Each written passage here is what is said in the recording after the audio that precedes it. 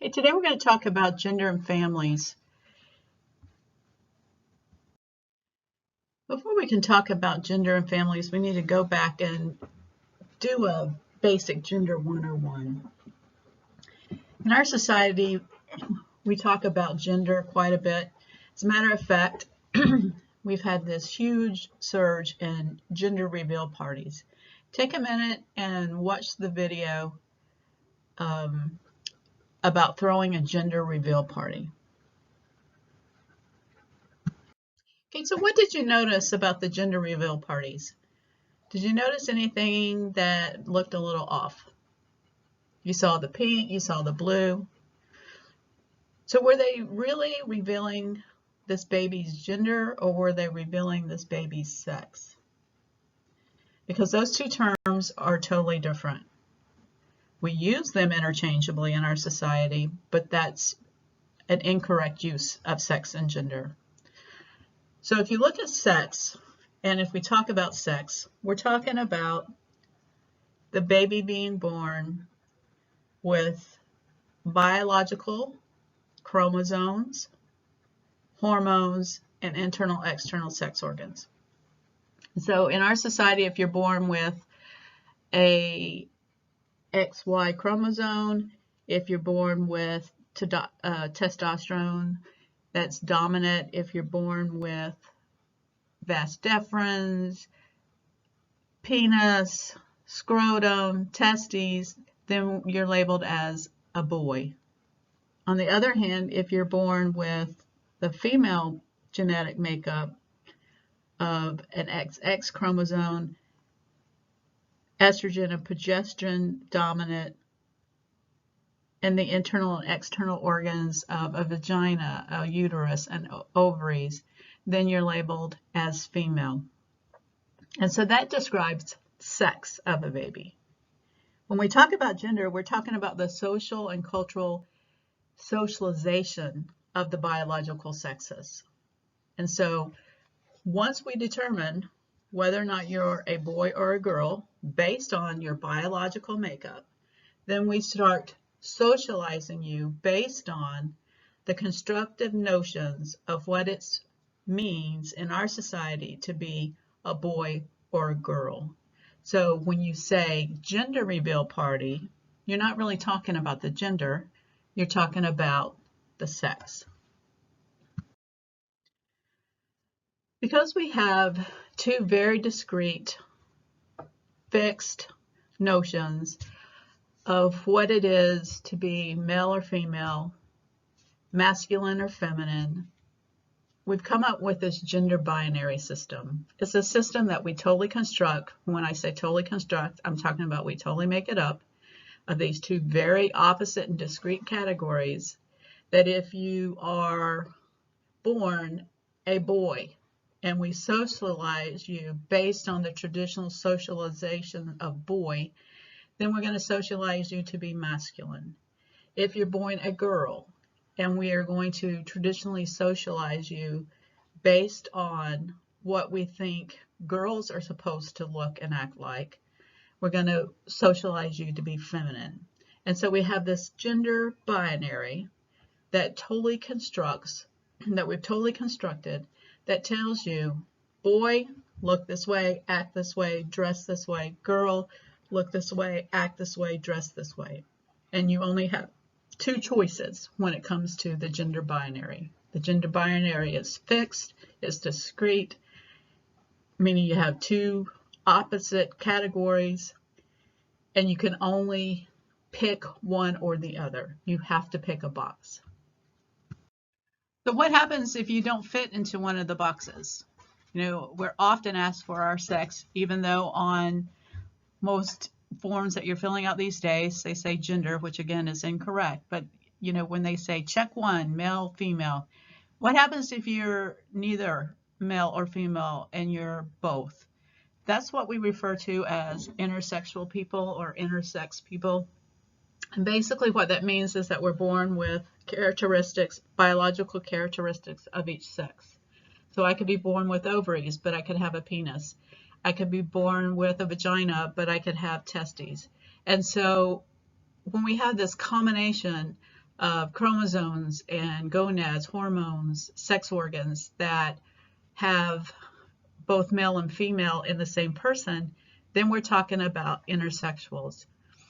Formerly, we used to call people that were born this way hermaphrodites. That's a term that's way outdated now, and it's considered derogatory, so we don't use hermaphrodites. But if we're born intersexuals, which box are we supposed to check? Because we have characteristics of both. And how do we know if we're male or female? We don't. The bottom line is we don't. And so the chances of us being born as an intersexual person in our society is about 1.7% of the population. That's about the same chance that you have being born a redhead.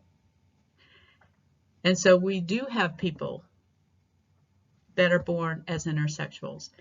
Now, in our society, we get very anxious when we don't know if it's a boy or girl because we don't know how to start socializing them.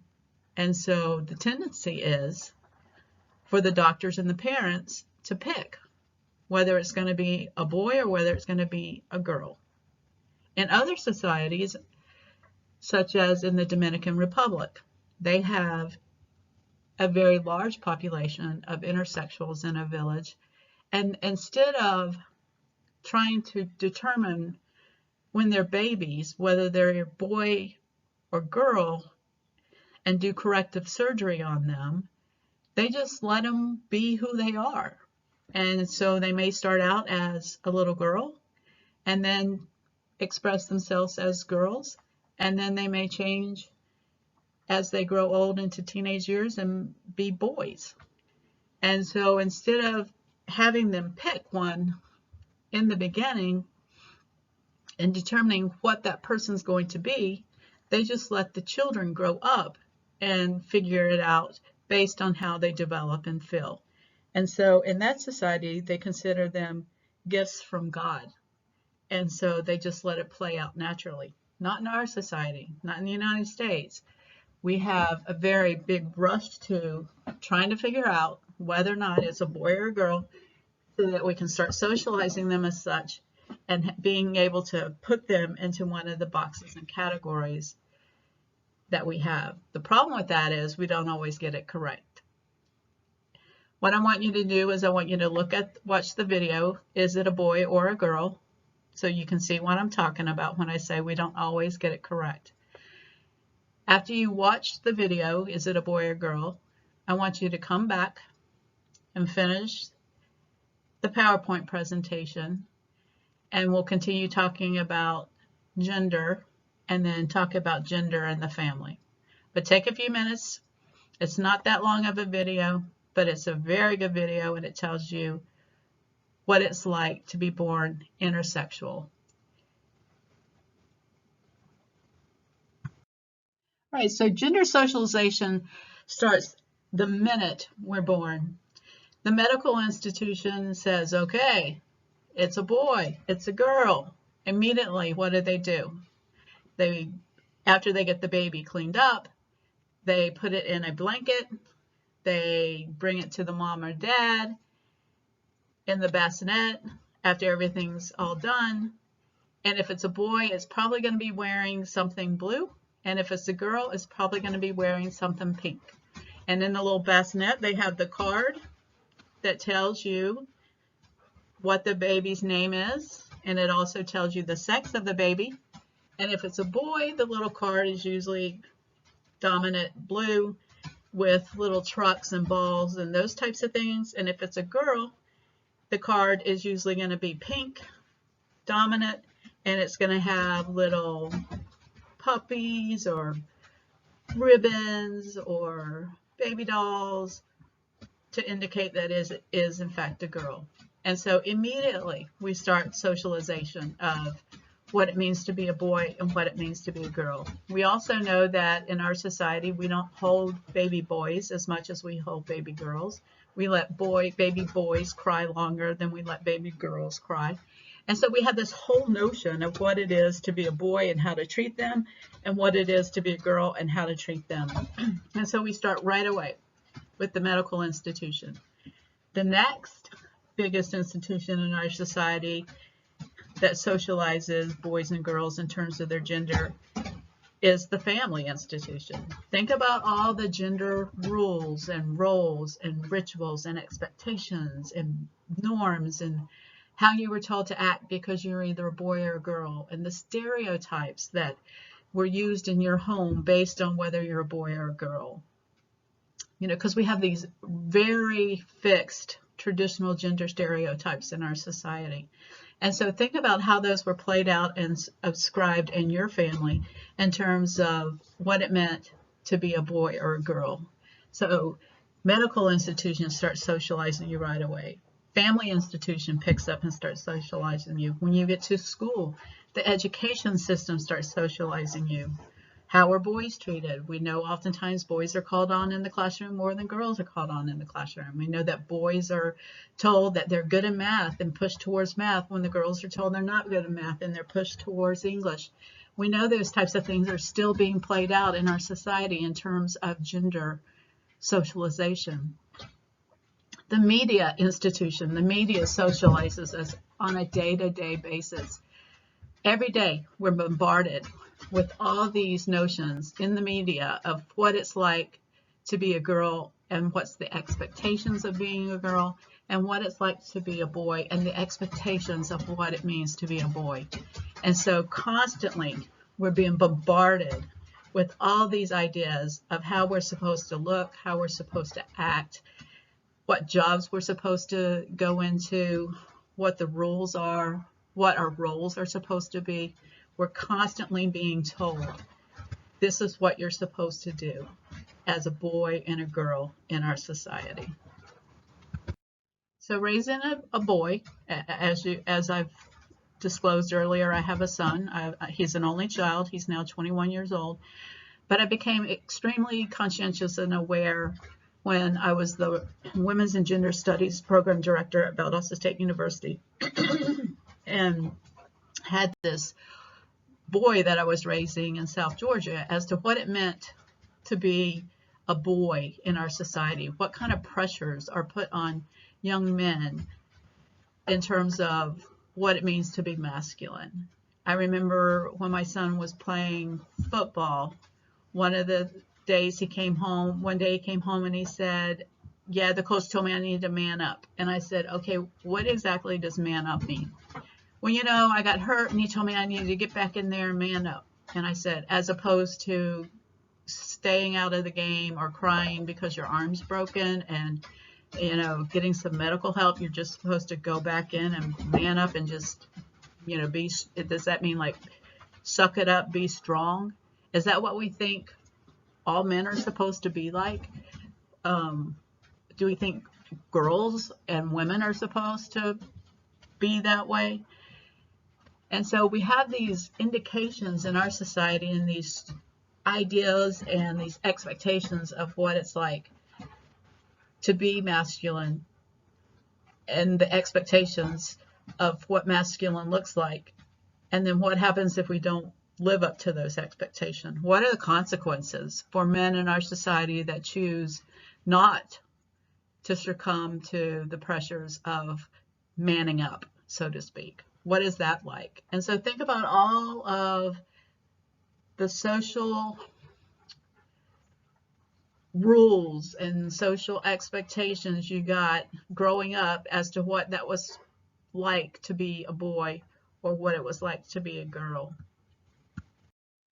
Okay, so what about the socialization of little girls in terms of what it means to be a girl or woman in our society? What does that look like? What are the pressures that we put on girls and women? And what are the expectations of what it means to be a woman or girl in our society? Think about all the messages that girls and women are given on a daily basis about what it means to be a real woman. I know a lot of the pressures evolve around what we look like, what we're supposed to look like, how we're supposed to dress, even what jobs are suitable for women, ladies, the way we talk, the way we act. I know one time I was employed in a department where my male colleagues could cuss. If I cussed, it was like, oh my God, what a lady. What are you doing? Such a lady. You know, so I would get chastised and uh, have to deal with the consequences if I acted out of the role that they thought I was supposed to be.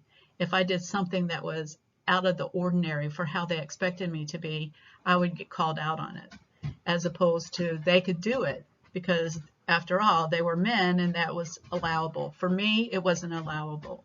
And so think about all the times that you may step out of and do something that somebody doesn't think is within your boundary of being either a man or a woman. Think about the consequences and how you get policed on that. We get policed all day long, depending on what society says we're supposed to look like, act like, and even be employed as workers. So take a look at this video of this little girl in the toy store. I used to tell my students, if you want to see gendering going on, go into a toy store, follow a toddler around, and watch the reaction of the parents whenever the little girl goes over and picks up the tools or the trucks, or the little boy goes over and picks up the little pink baby doll, or goes over and starts looking at something that society would consider more feminine, the easy bake ovens. And so take a minute to look at the little girl and what she thinks about the gender socialization in terms of what toys boys and girls are supposed to play with. Okay, so all the institutions in our society are constantly bombarding you with stereotypes and ideas about what it is to be masculine or feminine. And so we're socializing you constantly about what we expect in terms of how you're supposed to look, act, behave, jobs you're supposed to take, roles you're supposed to take, those types of things. But we all have our own gender identity. And that's how we perceive ourselves in terms of being masculine or feminine. And so some of us self-identify with femininity, some of us self-identify with masculinity, and that would fit in the gender binary. But others of us would say, I'm neither. I don't identify as either masculine or feminine, or I identify as both. Sometimes we refer to that as androgynous or androgyny. And so some of us are going to totally not fit on the gender binary whatsoever, because we're going to have this gender identity, this perception of who we are and how we feel in terms of masculine and feminine that may not be congruent with what society is telling us in terms of our sex. In terms of our sex, we're supposed to be X. We're supposed to be Y. And so if we're not doing what society tells us to do because we don't feel that way, then our gender identity is outside of the gender binary that our society sets up for us. So one of the ways we let people know what our gender identity is we express ourselves. And that's what we call gender expression. That's how we dress, that's our demeanor, that's our social behavior, those types of things. So our external display of our gender through the way we dress, the way we talk, the way we act, our social behavior is gender expression. And gender expression will convey to people who we are in terms of gender. So if I am born female, I identify as feminine, then chances are I'm going to have a gender expression or express myself in terms of gender as feminine. If I'm born male and I have a gender identity that is more masculine, then I am probably going to express myself in terms of gender as feminine. as somebody who is more masculine. I'm probably going to dress masculine. I'm probably going to act masculine. And I'm probably going to take a job that is more of a masculine based job. But some people in our society are not going to express themselves based on a gender that we expect of them. Some people do not conform to the gender binaries. Some people totally dismiss the gender binaries. They think that it's non-existent. And so they don't express themselves based on their sex or based on a gender that we as a society give them. When somebody doesn't identify with the conventional gender identities or the roles, the expectations, in other words, they don't agree with the gender binary, they don't think they fit in the gender binary, we call that person genderqueer. It describes somebody who doesn't identify with the conventional gender identities, roles, and gender binaries. And so we have a lot of people in our society today that say that they are genderqueer, that they don't agree with the gender binary, they don't subscribe to the gender binary, and they express themselves totally based on their gender identity. And it doesn't have anything to do with the sex that they were born. It doesn't have anything to do with the gender that's expected of them.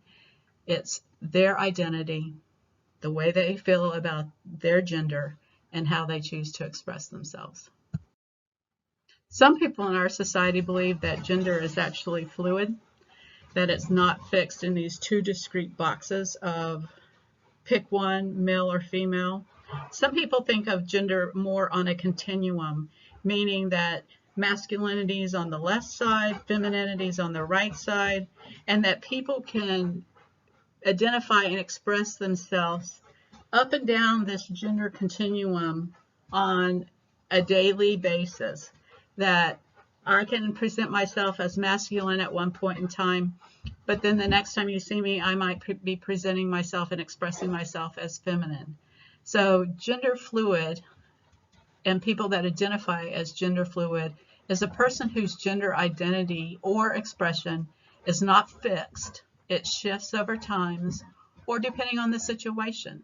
It could be totally different every time you see them.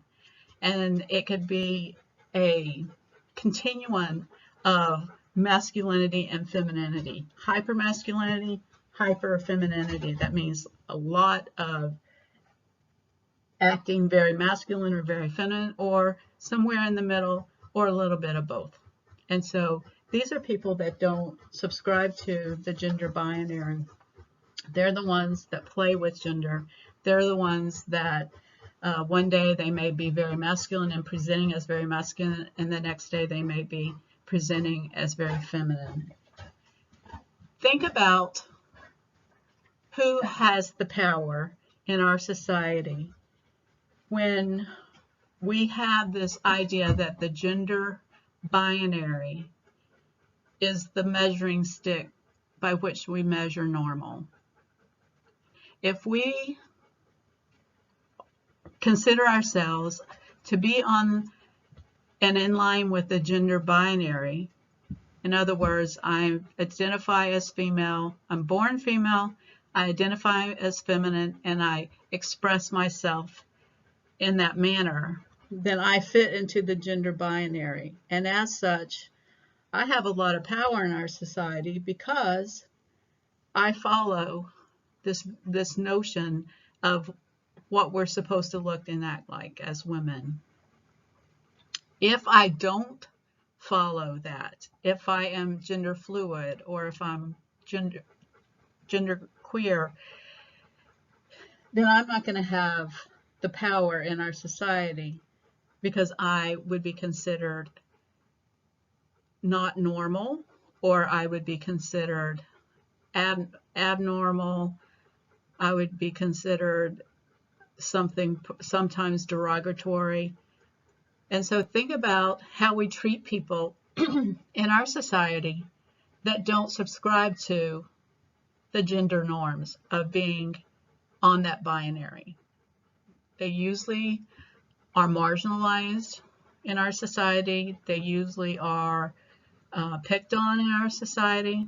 Sometimes their wishes are not granted, especially in the education system. I know of kids who don't identify on the binary and they don't want to be referred to by certain pronouns. My pronouns are she, her, and hers.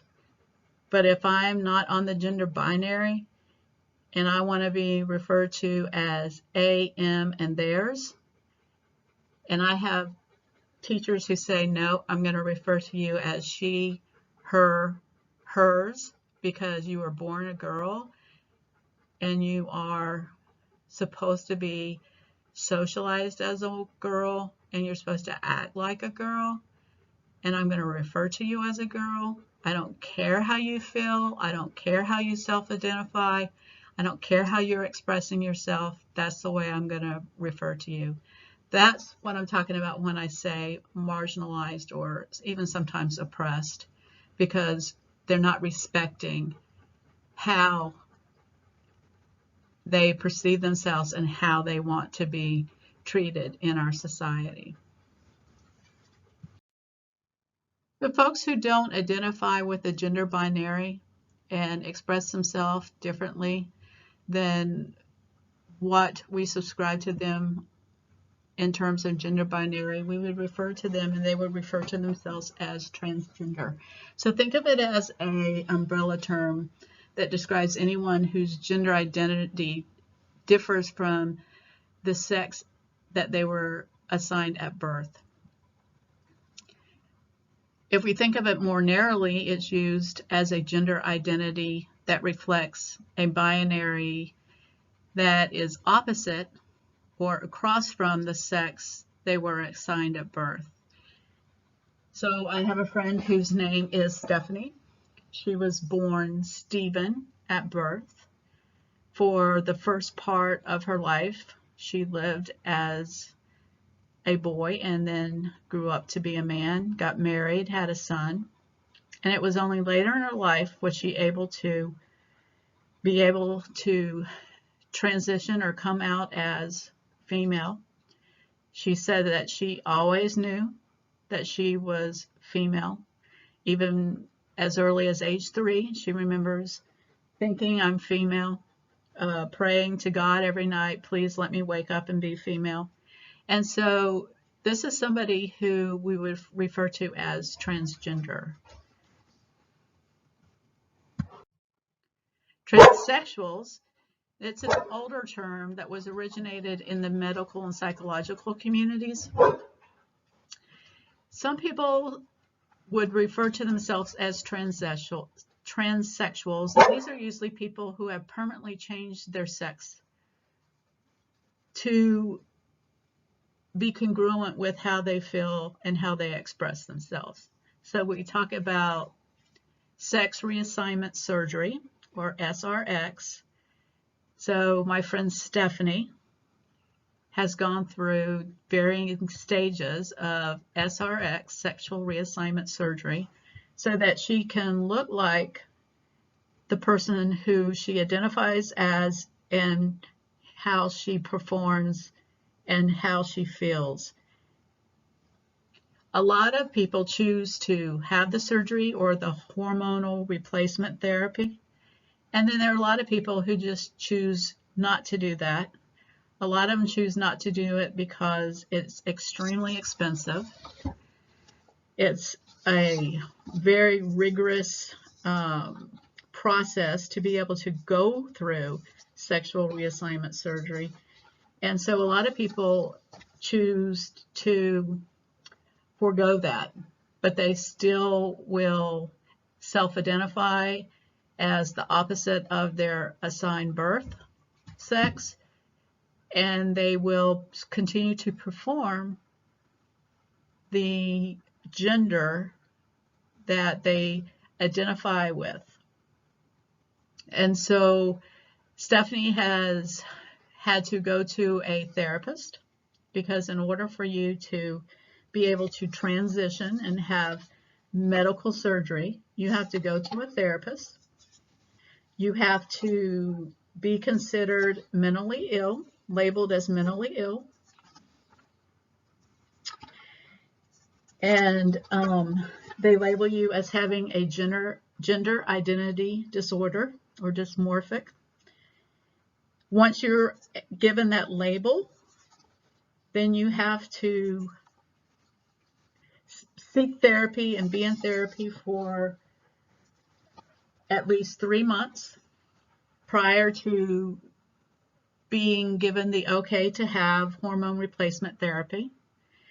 And so Stephanie had to go to a psychiatrist or a therapist, licensed therapist. She had to be labeled as mentally ill.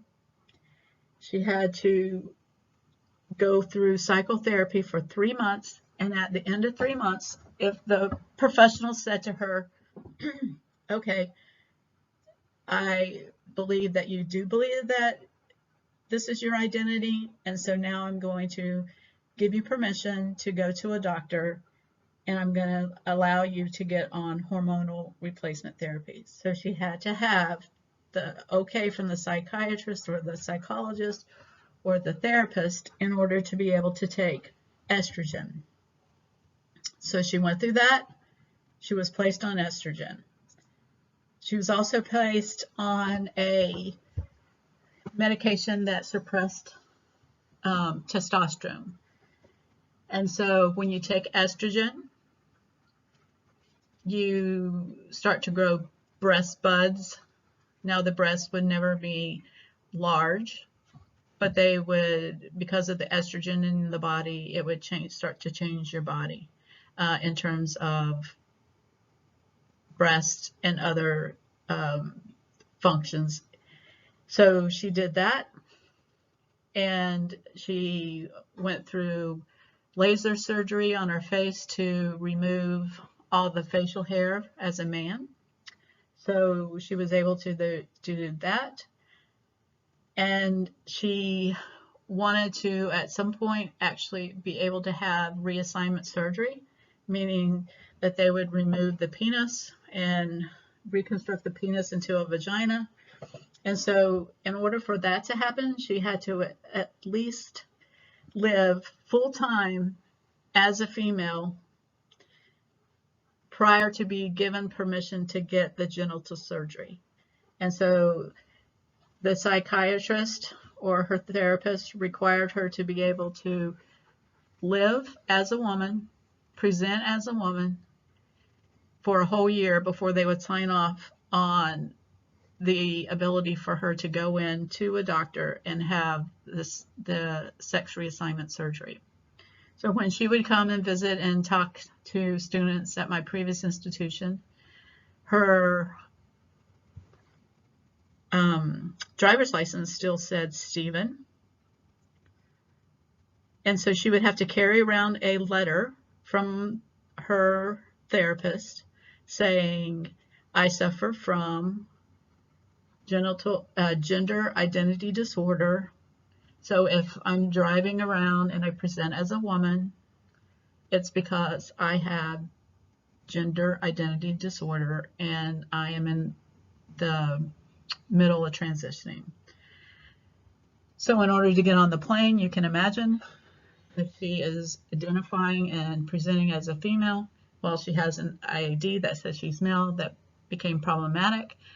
So she would try to dress masculine looking to get on the plane. But then once she got off the plane, when she had to go to the restroom, there wasn't a gender bathroom. And so she had to pick either male or female bathroom. And so she would pick the female bathroom because there was no gender neutral bathroom. So she would go into the women's bathroom and she would ask me to go in with her so that I could be in the bathroom in case somebody came in and she was in there. She didn't want to be accused of doing anything. And so I would go in and just stand in the bathroom while she was in a stall doing whatever. And then when she came out, we would leave the bathroom. But think about all of the situations in which people go through as persons who are transgender, and if there aren't accommodations for them, what that means for them in terms of how they live in this world that is very gender binary focused. Because she didn't fit into the binary, she had to either adjust or she had to come up with other ways of existing. One of the things you may encounter are people who do not believe that they fit on the gender binary, and they don't conform to any of the gender binary rules. And so they have different pronouns that they use as opposed to the binary pronouns of he, she, him, her, his, himself, herself.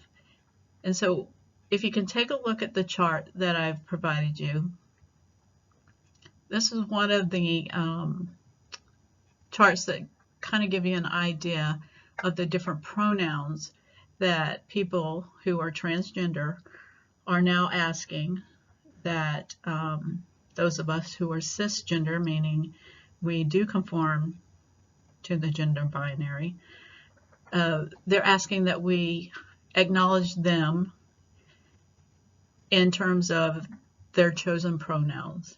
And so these are just some of the ways that we could be transgender friendly and be a transgender ally, is to recognize them by using their chosen pronoun. If you notice at the beginning of the semester when I said, please let me know if you have a different name that you would like to go by, or if you have pronouns, different pronouns that you would like for me to use. I was doing that in order to accommodate people who are not on the gender binary and do use pronouns that are not consistent with the gender binary. Socialization and gender expectations in the family. One of the things that we know is that gender role socialization takes place in the family, particularly through parental modeling and parent-child interaction. If we look at the research, we can see that parents, both consciously and by their unconscious behavior and attitudes, are a big influence to gender socialization. When I teach parenting classes, I often talk to parents about it's not always what you say, it's how you say it, and it's your nonverbals. It's the way you act. And so I tell them you have to be careful with your behavior because you may say one thing and act and express something else. Those are mixed messages, and it confuses children. But usually the nonverbals are the ones that we follow. Those are the ones that are harder to get rid of. Those are the ones that are harder to debunk because we don't verbally express them. We just learn them from watching and modeling and mimicking our parents. For instance, when my niece was young, she was probably in kindergarten, her parents, my sister and my brother-in-law, had very traditional gender roles. My sister did not work outside the household. She stayed home, and part of her job was to cook all the meals, clean the house, take care of the kids, whereas my brother-in-law's job was to work outside the home and earn the money. So my sister would have hot meals cooked every day, lunch, breakfast, evening. So my niece came in one day and was upset and crying and just kind of had a meltdown about something. And then the very last thing she said was, and I don't have any 24 karat gold. And my sister said to her, well, when you grow up and become married, you'll have 24 karat gold. And my niece said, I'm never going to get married when I grow up because the mom has to do all the work and the dad just sits on the couch and watches TV. So my brother-in-law looked at my sister and said, "You need to fix that."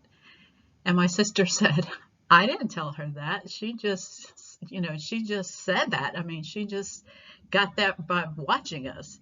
And so that was what my niece at the young age of 5 or 6 had deducted about gender roles in her household. She didn't want to get married because it was the expectation in her mind that the women did all the work and the man just sat on the couch with a remote control watching TV.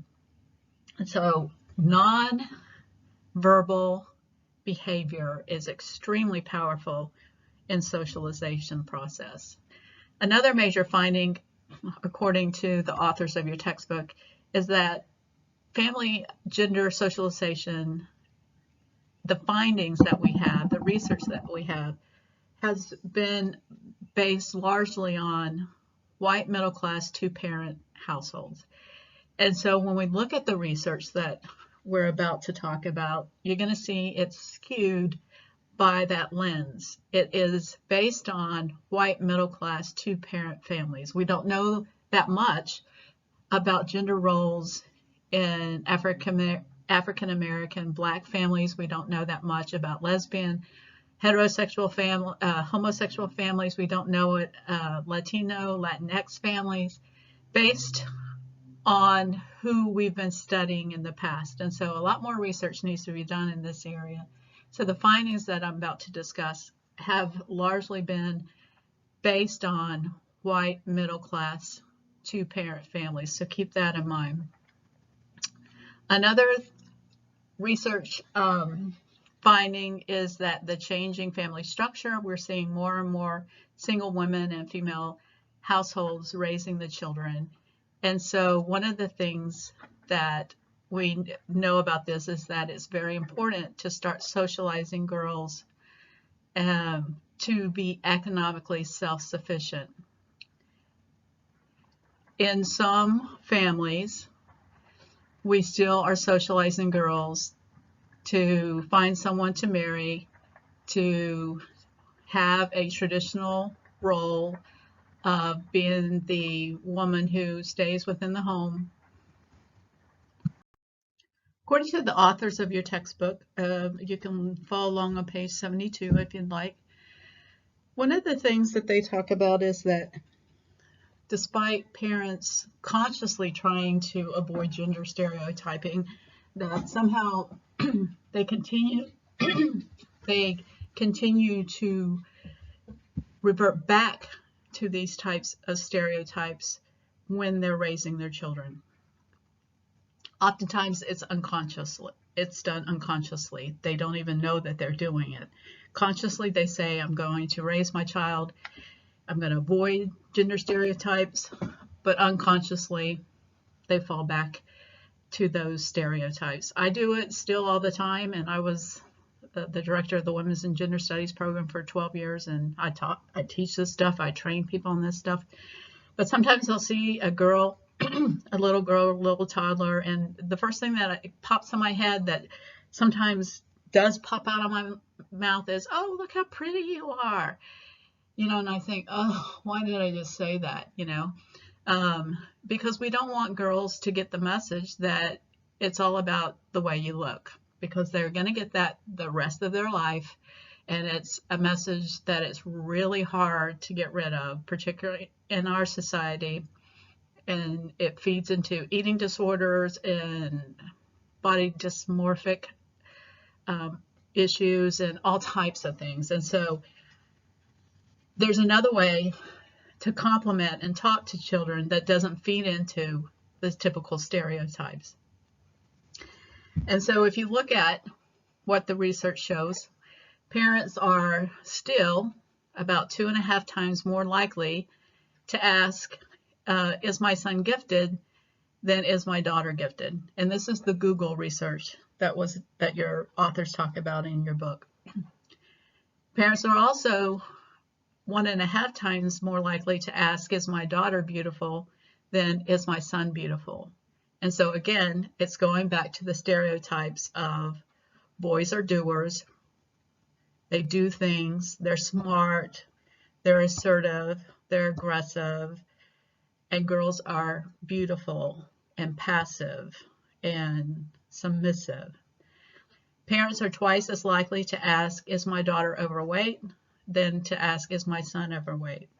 Back to the same thing. Girls are supposed to look a certain way.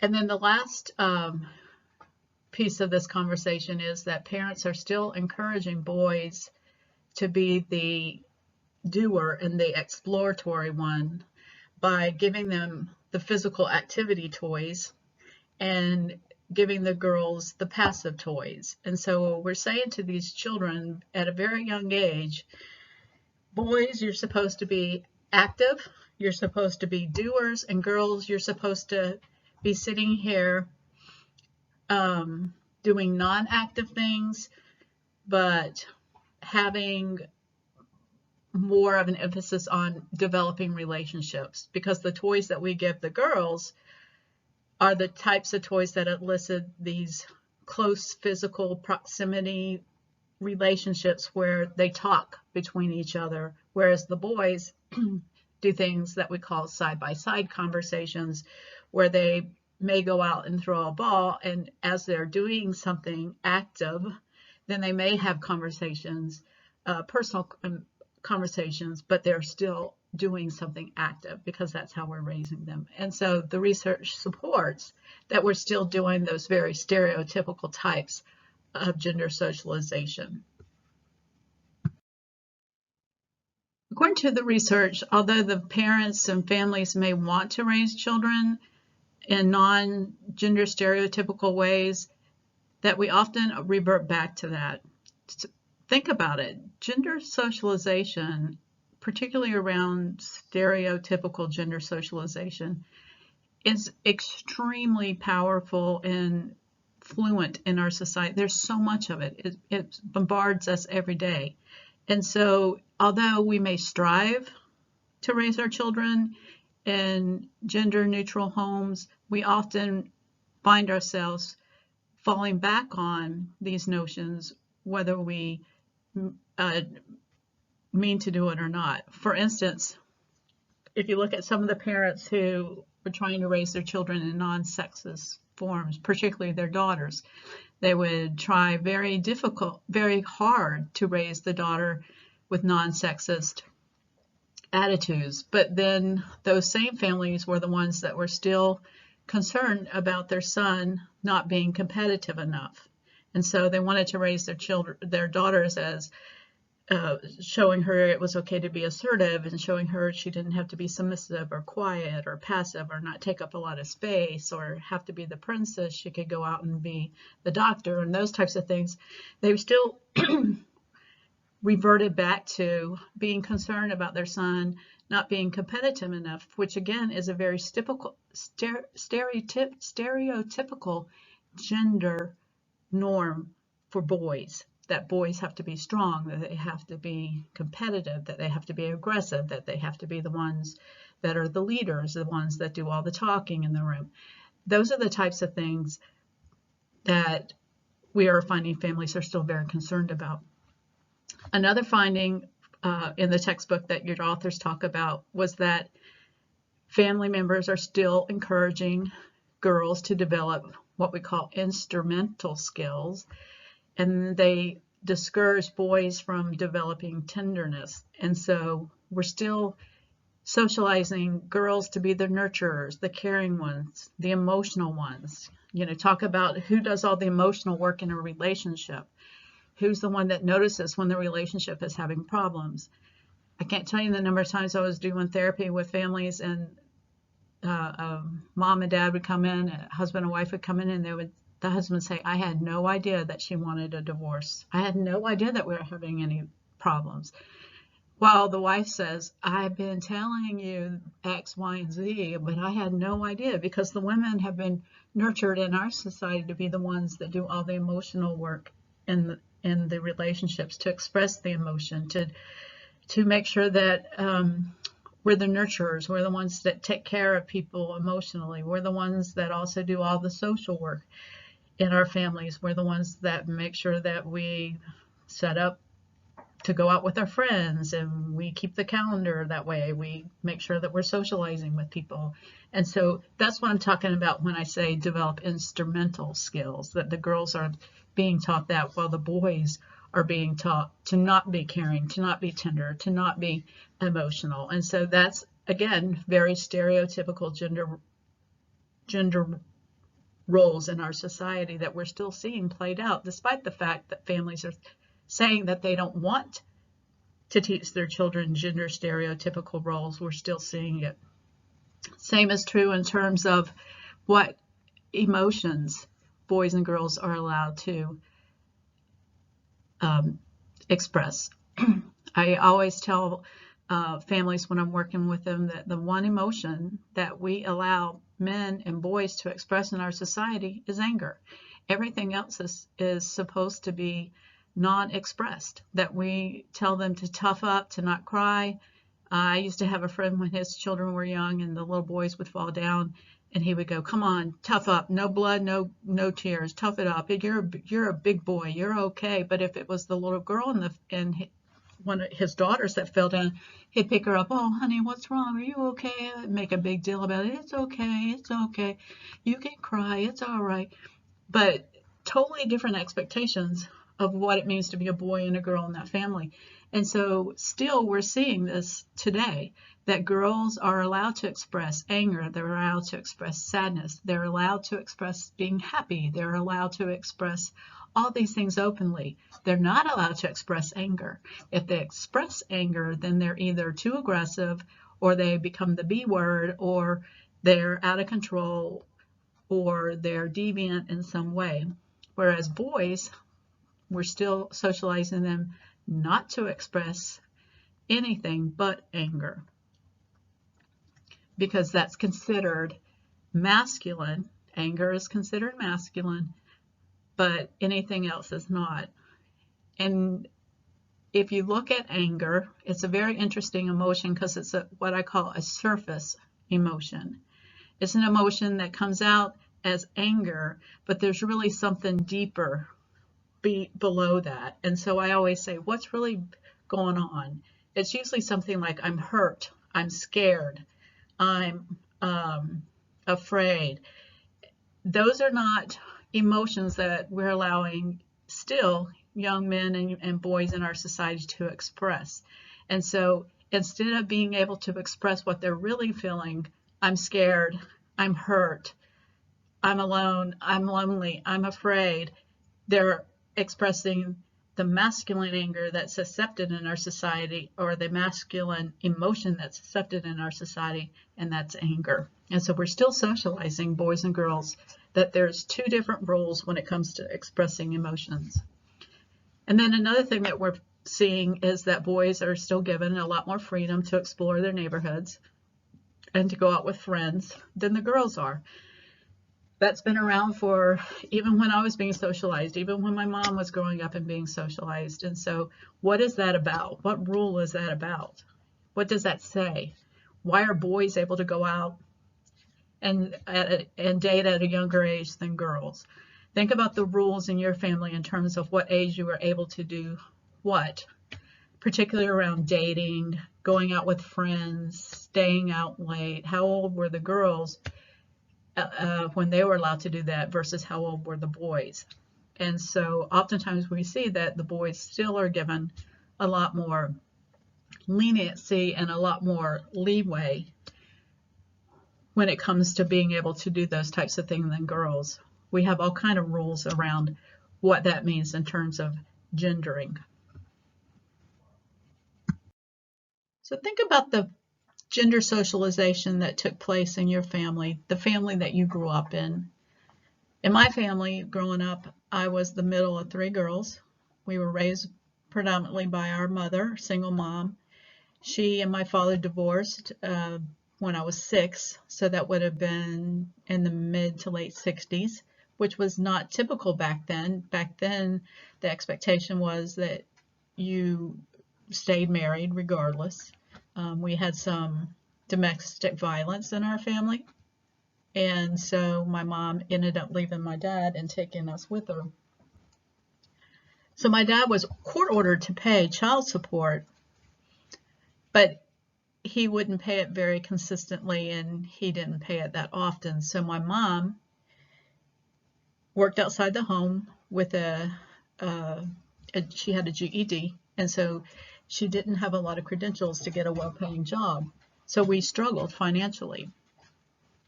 So my mom would be at work all day, and my older sister and I would walk home from school. We'd come in. We were expected to clean the house, do the dishes, and we could make a snack, and then sometimes we were expected to cook. I was 6. My older sister was 8. But those were the roles that we took on because my mom was at work all day. And so when we talk about a traditional gender role back then, my mom was not in a traditional gender role because she was the breadwinner. And so in order for her to be the breadwinner, somebody had to pick up the, quote, traditional gender roles, and that became me and my sister. We did the housework. We did the cooking. And then when my younger sister got old enough to stay with us, we took care of her because my younger sister would have been 4 at the time. So she stayed with my grandmother during the day. And so my gender roles at that time in my age was very traditional in terms of what women were expected to do inside the household during the 1960s. As we get older, obviously, gender roles can change. And my gender role did change as I got older, because at some point I became the person who was expected to take care of the yard. I was the person who went out and mowed the yard and pulled the weeds and made sure that the lawn was watered and those types of things. And so again, back during that time in society, in our country, that would have been a very traditional male gender role. That I was out there cutting the grass, doing the weeding, making sure the yard got watered, and just basically making sure that the yard looked good. And so my gender roles continuously changed, and oftentimes they do that. They can change from culture to culture. They can change over a developmental period. And obviously they change based on changes in our society from the 60s, the 70s, the 80s, the 90s, the 2000s, what's expected in our society in the different time frames. And so think about your gender roles growing up. Think about your gender roles today. If you have families of your own now, think about the gender roles in your family, your created family, and then the gender roles that you're socializing your children to have. So think about all those types of things. When I had my son, I was 30 when I got married, and I was 36 when I had my only child. And so one of the things that my ex-husband and I decided we wanted to do was to raise him gender neutral. We were living in South Georgia, Valdosta, Georgia at the time. And so we allowed him to pick the toys he wanted. If he wanted a little baby doll, he got the baby doll. And so he could go into the store and pretty much pick out his clothes, pick out his toys, etc., etc. So we put him in preschool when he was 2.5 years old, and we never said to him things like, oh, that's for a boy, that's for a girl, boys don't do that, only girls do that. We never told him that kind of stuff. And so predominantly the class was made up of girls. And so all of his playmates and friends when he was 2.5 were little girls. And so when it became time to get class pictures, he told us he wanted a dress to get his picture taken in. And so we had let him take his little black baby doll to school for show and tell. We had let him have, all kinds of gender busting, things back in the day. But when it came to letting him wear a dress to preschool to get his picture taken in South Georgia, we kind of drew the line. But we didn't want to say to him, you can't have a dress because only girls are allowed to wear dresses, because we couldn't explain that concept to a 2.5-year-old at the time of, isn't this a silly rule that, we came up with this, we made this up, somebody decided some time ago that girls wear dresses and boys are allowed to wear dresses. It doesn't make any sense to us. We don't know why anybody did it, but we know that, you're just not going to be able to wear a dress. So we went out and we bought him an outfit, and he went straight over to the little dresses and he picked one out, and my ex-husband said, you know what, honey, that's really cute, but it's just not your size. Let's go over here and look at these clothes. And so we steered him towards, a shorts outfit that would have been acceptable at the time for him to take out and wear to preschool. So when I told my in-laws that story, my brother-in-law at the time said, is that all you said to him? And I said, yeah, that's all we said to him. You didn't tell him that boys don't wear dresses, that they're only for girls, that you can't wear a dress?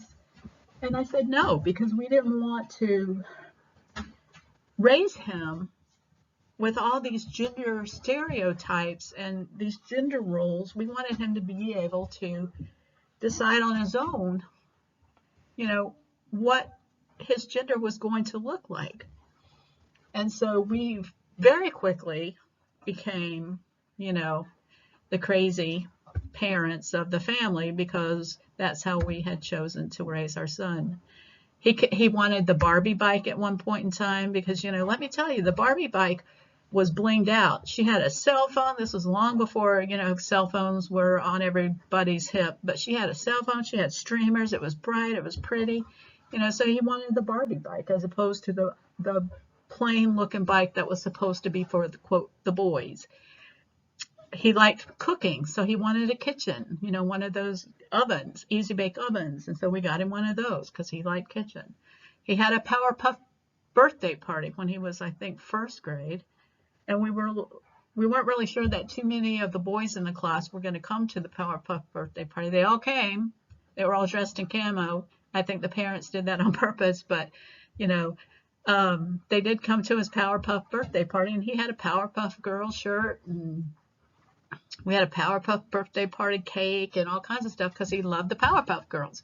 And so never once did we say to him, you can't have a Powerpuff birthday party because that's what girls do. So think about the socialization in your family. Now, every time I talk about my son and every time I give those types of examples, people automatically go to, oh, your son's gay. All my students used to say to me, oh, your son must be gay. And so I'd say to them, why do you go from gender roles, gender identity, automatically to his sexuality, which are totally two different things? Why do you go to that? What makes you think because he's doing stuff that our society has traditionally stated are for girls, why do you think that makes him gay? And remember, we made up these roles, these stereotypical gender roles. We made them up. We don't come out as babies knowing that pink is for girls and blue was for boys. We made that up and we teach our kids that. So if we never taught our kids that, they wouldn't associate pink with girls and blue with boys. And so we make that stuff up and then we teach it to our kids. And so nobody thought that my son was heterosexual because he picked out things that traditionally girls would pick out. He also picked out things that traditionally boys would pick out. So he picked out both. But now he's 21, and all through his life, he has identified as a heterosexual male. So how he was raised and how he expressed his gender had nothing to do with his sexuality. And so think about those things. Think about your family. Think about the way that you were socialized around gender in your family. Because the next thing we're going to talk about is we're going to talk about sexuality. The next chapter is talking about our sexual identity and our sexual expression. And so I want to make sure that everybody understands that gender is totally different than sexuality. It's apples and oranges. But I do want you to think about the gender socialization in your family because I'm going to ask you some questions about that. And you will see this again on the exam.